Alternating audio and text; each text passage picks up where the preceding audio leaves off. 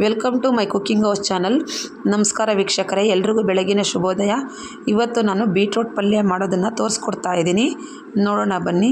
ಅದಕ್ಕಿಂತ ಮುಂಚೆ ನನ್ನ ಚಾನಲ್ಗೆ ಯಾರ್ಯಾರು ಸಬ್ಸ್ಕ್ರೈಬ್ ಆಗದೆ ನೋಡ್ತಾ ಇದ್ದೀರೋ ಅವರೆಲ್ಲ ನನ್ನ ಚಾನಲ್ಗೆ ಸಬ್ಸ್ಕ್ರೈಬ್ ಆಗಿ ನನ್ನ ವೀಡಿಯೋಗಳಿಗೆ ಲೈಕ್ ಮಾಡಿ, ಶೇರ್ ಮಾಡಿ, ಸಪೋರ್ಟ್ ಮಾಡಿ ಅಂತ ಹೇಳ್ತಾ ಸಬ್ಸ್ಕ್ರೈಬ್ ಮಾಡ್ಕೊಂಡಿರೋರಿಗೆಲ್ಲ ಥ್ಯಾಂಕ್ಸ್ ಹೇಳ್ತಾ ಇದ್ದೀನಿ. ನೀವು ಸಬ್ಸ್ಕ್ರೈಬ್ ಮಾಡಿಕೊಂಡು ನನ್ನ ವೀಡಿಯೋಗಳನ್ನ ನೋಡಿದರೆ ನಾನು ಹಾಕುವಂಥ ವೀಡಿಯೋಗಳು ಫಸ್ಟು ನಿಮಗೆ ಬರ್ತವೆ. ಹಾಗಾಗಿ ನೀವೇ ಫಸ್ಟ್ ನೋಡ್ಬೋದು. ಹಾಗಾಗಿ ನೀವು ನನ್ನ ಚಾನಲ್ನ ಸಬ್ಸ್ಕ್ರೈಬ್ ಮಾಡ್ಕೊಂಡು ನೋಡಿ ಅಂತ ಹೇಳ್ತಾ ಬನ್ನಿ ಈಗ ರೆಸಿಪಿ ನೋಡೋಣ. ಇಲ್ಲಿ ನಾನು ಒಂದು 4 ಬೀಟ್ರೂಟ್, ಒಂದು ಅರ್ಧ kg ಆಗುವಷ್ಟು ಬೀಟ್ರೂಟ್ ತೊಗೊಂಡಿದ್ದೀನಿ. ಅದನ್ನು ಸಿಪ್ಪೆನೆಲ್ಲ ತೆಗೆದುಬಿಟ್ಟು ತುರಿದಿಟ್ಕೊಂಡಿದ್ದೀನಿ.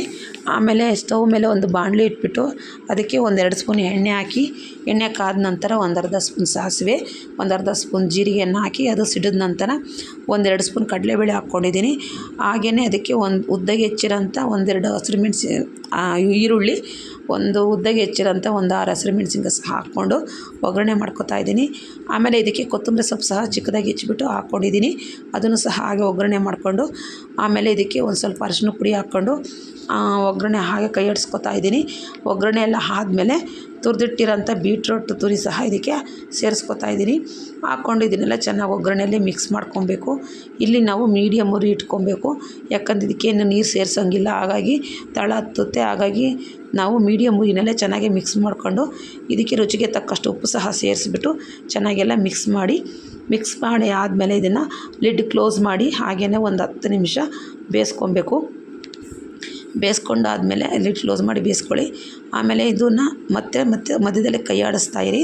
ಕೊನೆಯದಾಗಿ ಇದಕ್ಕೆ ಕೊತ್ತಂಬರಿ ಸೊಪ್ಪನ್ನು ಹಾಕಿಬಿಟ್ಟು ಸ್ಟವ್ನ ಆಫ್ ಮಾಡ್ಕೊಂಬಿಡಿ. ಆಫ್ ಮಾಡಿಕೊಂಡು ಕೊನೆಯದಾಗಿ ನಿಂಬೆಹಣ್ಣು ರಸವನ್ನು ಹಿಂಡಿಬಿಟ್ಟು ಸರ್ವ್ ಮಾಡ್ಕೊಳ್ಳಿ. ಇದು ರೊಟ್ಟಿ, ಚಪಾತಿ, ದೋಸೆ ಎಲ್ಲದ್ರ ಜೊತೆನೂ ತಿನ್ನೋದಕ್ಕೆ ತುಂಬ ಚೆನ್ನಾಗಿರುತ್ತೆ. ನೀವು ಒಂದು ಸತಿ ಮನೇಲಿ ಟ್ರೈ ಮಾಡಿ ನೋಡಿ. ನನಗೆ ಹುಷಾರಿಲ್ಲ, ಹಾಗಾಗಿ ಕೆಮ್ಮು ನೆಗಡಿ ಆಗಿರೋದ್ರಿಂದ ಗಂಟಲು ಸ್ವಲ್ಪ ಕಟ್ಕೊಂಡಿದೆ, ಸ್ವಲ್ಪ ವಾಯ್ಸ್ ಕ್ಲಿಯರಾಗಿ ಬರ್ತಾ ಇಲ್ಲ, ಅಡ್ಜಸ್ಟ್ ಮಾಡ್ಕೊಳ್ಳಿ.